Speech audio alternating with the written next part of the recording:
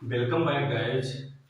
ये मेरा beginning biology का थर्ड लेक्चर है। तो इसमें मैं डिस्कस करूंगा लाइफ के बारे में। What is a life?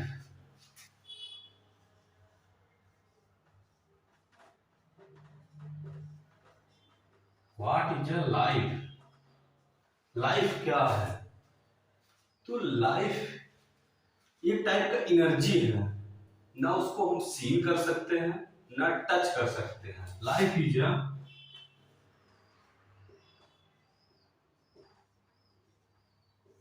Type of energy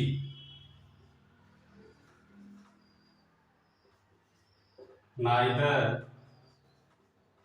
seen nor touch।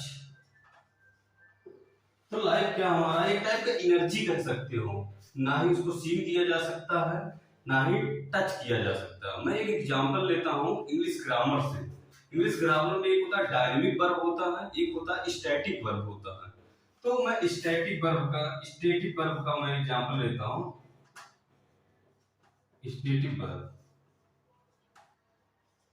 Static verb में क्या होता है? ऐसे वर्ब होते हैं जो नॉन एक्शन वर्ब होते हैं। कौन सा वर्ब होते हैं? Non action. तो नॉन एक्शन वर्ब में कौन कौन, मैं कुछ एग्जांपल लेता हूं। लव हो गया,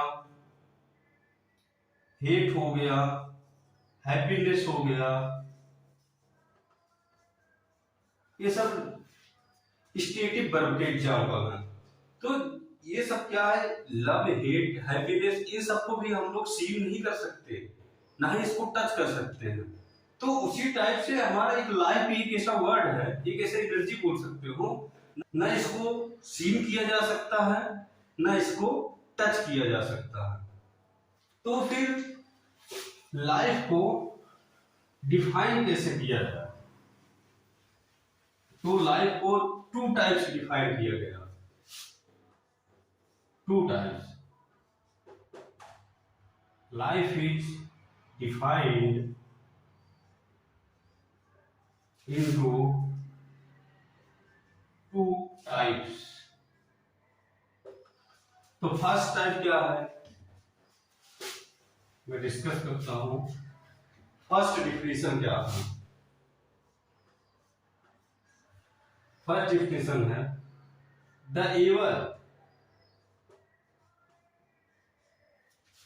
ever active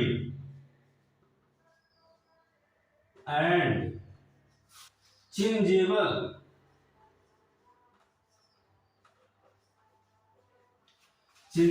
state of organized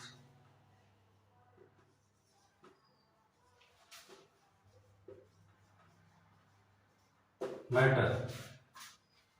तो लाइफ मेरा क्या, इस टाइप से जो डिफिनेशन है, लाइफ मेरा क्या है?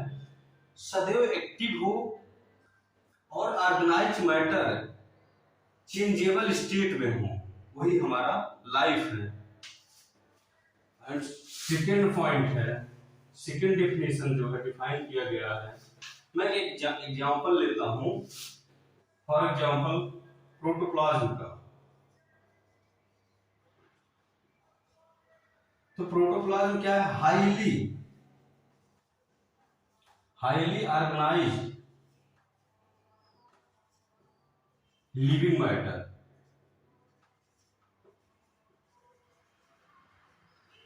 प्रोटोप्लाज्म हमारा क्या? हाईली ऑर्गेनाइज्ड लिविंग मैटर है। तो इसी एग्जांपल से मैं समझाता हूं। प्रोटोप्लाज्म में पर सेकंड एक मेटाबॉलिक रिएक्शन होता है। मेटाबॉलिक बारे में इन फ्यूचर जो लेक्चर आएगा मैं उसमें डिस्कस करूंगा डिटेल मेटाबॉलिज्म है क्या।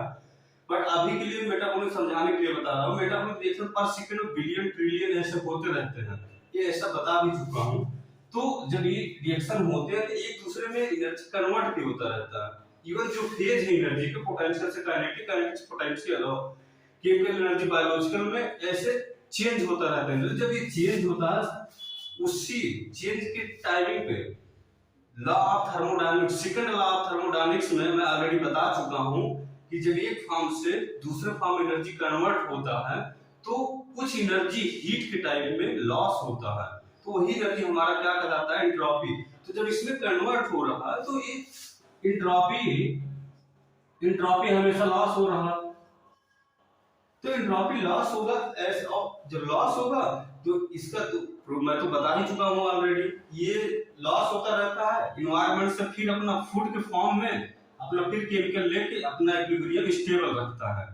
बट ये कब तक करेगा, एक टाइम ऐसा आएगा कि इसका जो chemical organisation, chemical organise matter है, ये क्या होने लगता है, डिस्ट्रॉय होने लगता है।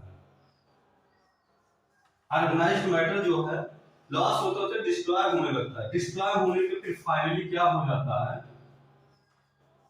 डाई कर जाता है।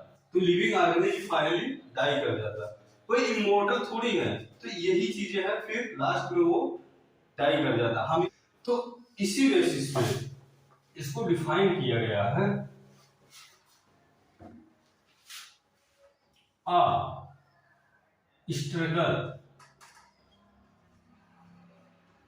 I struggle against thermodynamics.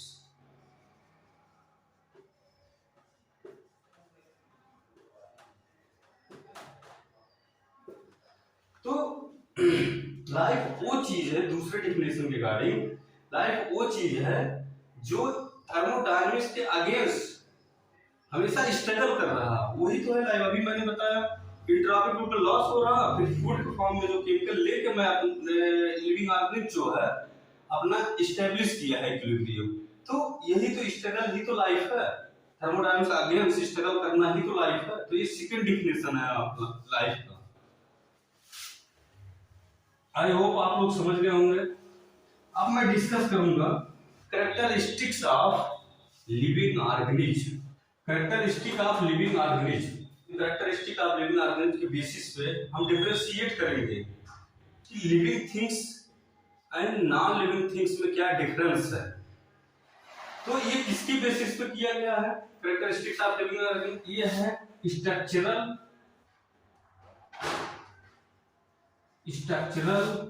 And functional basis पे। ये जो हम कैरेक्टर अभी बताएंगे, मेंशन करेंगे, वो किसके बेसिस पे है, स्ट्रक्चरल एंड फंक्शनल बेसिस पे। तो जैसा कि एनसीईआरटी में जो मेंशन है लिविंग ऑर्गेनिज्म का जो कैरेक्टर है वो 5 टाइप का मेंशन है। बट कुछ अदर बुक्स ऐसे भी हैं जिनमें 12 टाइप के मेंशन है। बट मैं एनसीईआरटी के अकॉर्डिंग ही बताऊंगा क्योंकि उसमें कुछ एक्स्ट्रा एक्सप्लेन किया गया है। तो एनसीईआरटी में जो लिविंग ऑर्गेनिज्म कैरेक्टर है तो वो 5 टाइप्स है। फर्स्ट क्या है, ग्रोथ। सेकेंड क्या है, रिप्रोडक्शन।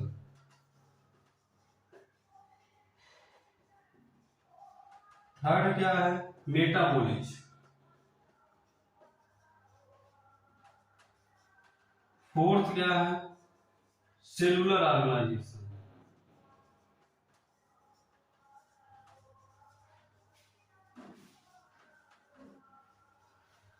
फिफ्थ एंड लास्ट क्या है, कॉन्शियसनेस। तो मैं ग्रोथ के बारे में एक्सप्लेन करता हूं। ग्रोथ है क्या,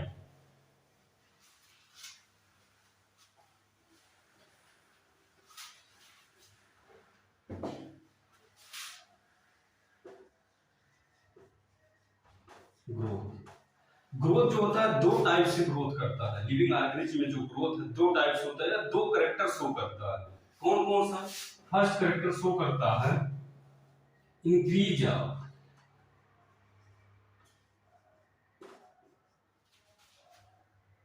ऑफ नंबर,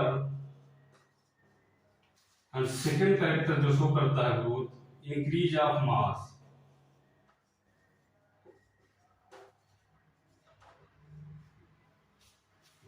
कितने कैरेक्टर शो करता है, 2 कैरेक्टर।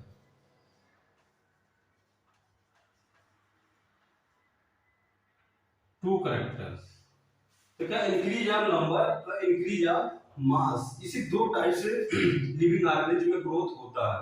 तो मैं एग्जांपल लेता हूं, सपोज करो फॉर एग्जांपल ये सेल है, क्या सेल? सेल अभी मैं समझाने के लिए ले रहा हूँ। जब मेरा लेक्चर आएगा तो सेल के बारे में किस बेसिस पे कितने टाइप के सेल होते हैं, सेल का डिटेल क्या है, सब कुछ मैं एक्सप्लेन करूंगा। ये सेल है। सेल लिविंग ऑर्गेनिज्म में मल्टी सेलुलर में भी सेल डिवीजन होता है, यूनिसेलुलर में भी सेल डिवीजन होता है। तो सेल डिवीजन के थ्रू जब ये डिवाइड होगा तो टू फॉर्म में डिवाइड होगा, फिर अगेन डिवाइड होगा, फिर टू फॉर्म।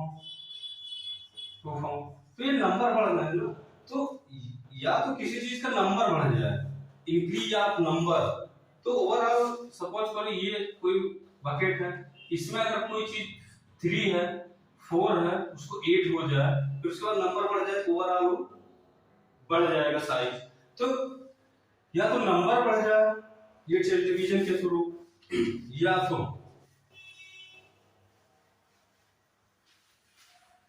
ग्रोथ होता है, या तो इंक्रीज ऑफ मास, ये सेल है हमारा,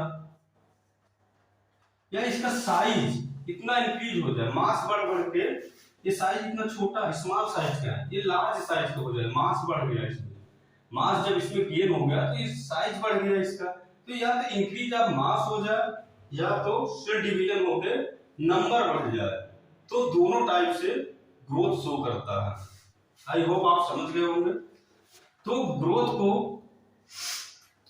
तो इसमें पॉसिबल लिविंग ऑर्गेनिज्म है। तो ऐसे भी एग्जांपल है जो नॉन लिविंग थिंग्स, उनमें भी ग्रोथ पॉसिबल है। मैं एग्जांपल लेता हूं, for example mountain, non living things. तो इसमें ये माउंटेन सपोज करो,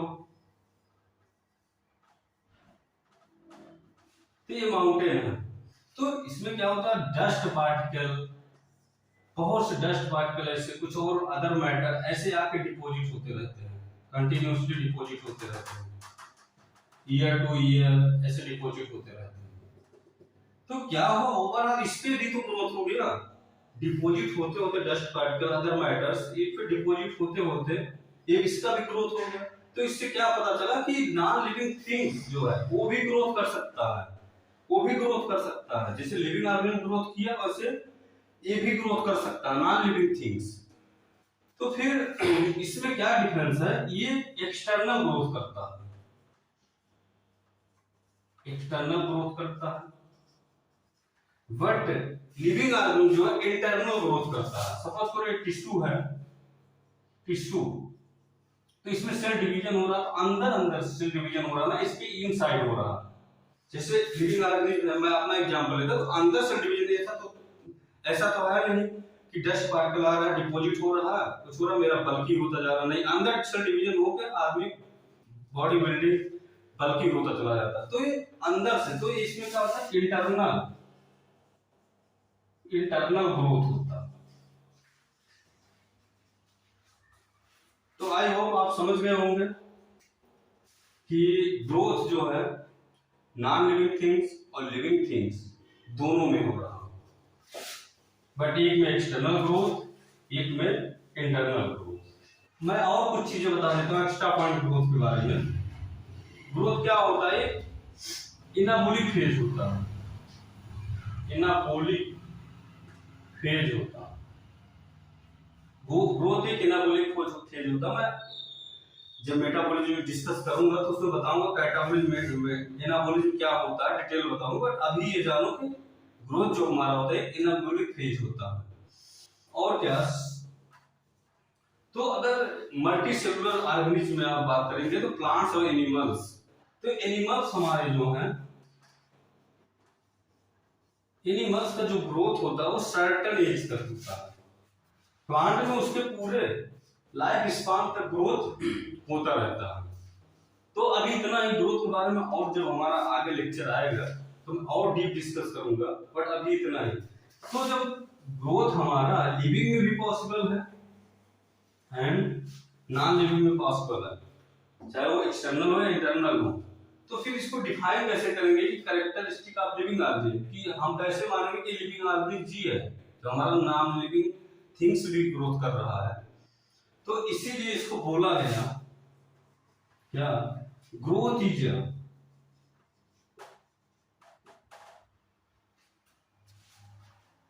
not defining property of living organism.